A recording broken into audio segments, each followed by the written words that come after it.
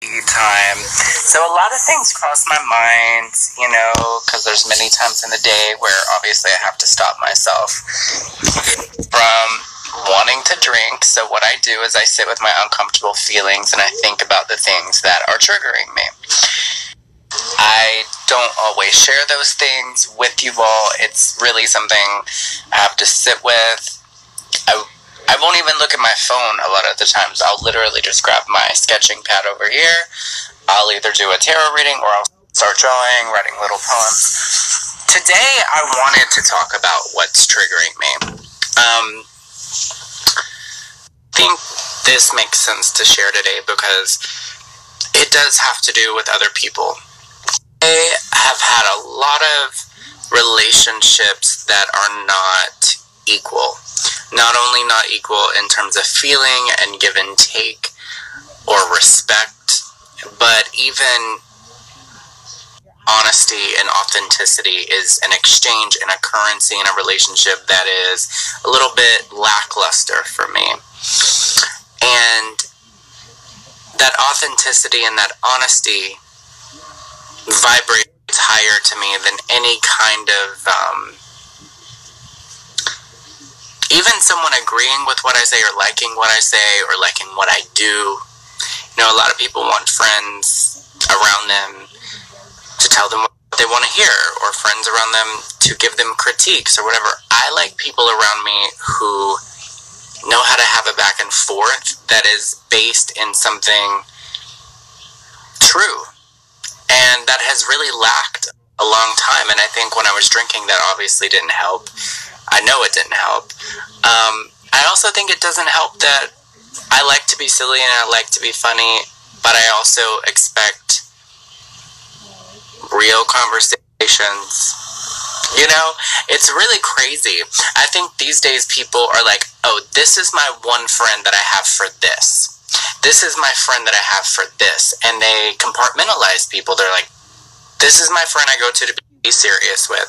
This is my friend I go to talk shit with. This is my friend I go to do yoga with. I guess the problem with that for me as an INFJ, Myers-Briggs test right here, INFJ, is I'm an all-around girl. I don't really work like that. When I see that you only start placating to a certain part of me, I'm very bored with it.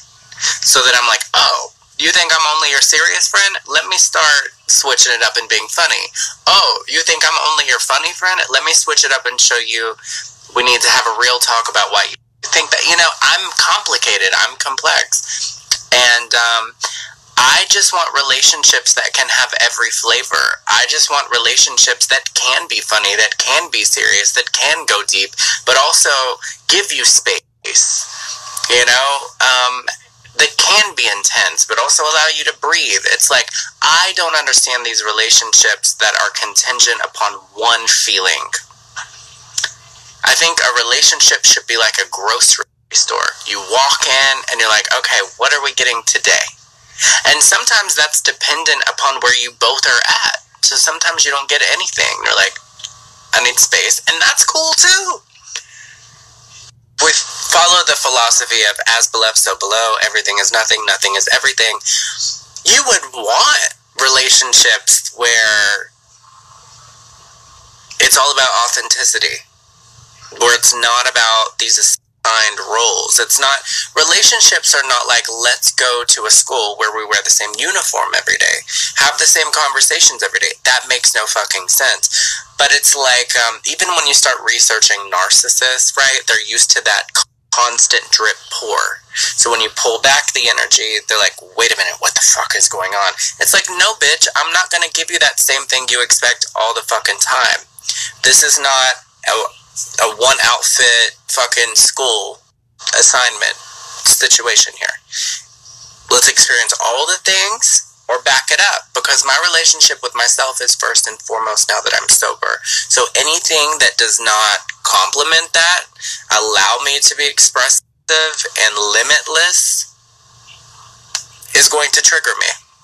So I don't need that.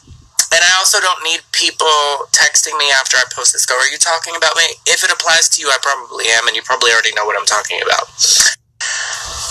So yeah, just don't think the give and take is equal, and I think in the past it couldn't be equal because I wasn't sober. But now that I am, and I'm ready to explore certain parts of myself and integration, I think that's the key of this conversation, is integration. There is no integration when you literally put a label on top of a friend's head and go, oh, this friend's beneficial for social media right here. This friend's beneficial for when I want to be serious. This one's, it's like, no, sweetie, I'm all the flavors. And if you can't see that, your impression of me is not only not integrated, but neither is our relationship, dude. So, I should also say, people can only meet you where they are at in life. So if people haven't realized these things, they're probably like, huh? Huh? You know, when you try to have a mindful conversation. So, yes, people can only meet you where they are at in life, but also people can only meet you where they are willing to. So if you bring this to someone's attention and they know what you're talking about, but they can't really fully acknowledge it, what are we doing? Because then it has to fall on me and we're not willing to have the conversation. It's not trigonometry, it's equal give and take. And being able to see someone as a fully realized human being in a relationship, rather than saying, I'm going to go to you for this and nothing more. I can't placate to your placating.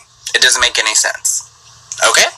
So, I know that sounded like a rant, but it's really just me being brave enough and confident enough to realize I'm very proud of myself. I know I have a lot to offer, and I'm very tired of relationships that feel like climbing up a mountain just to make a little bit of progress or be fully seen.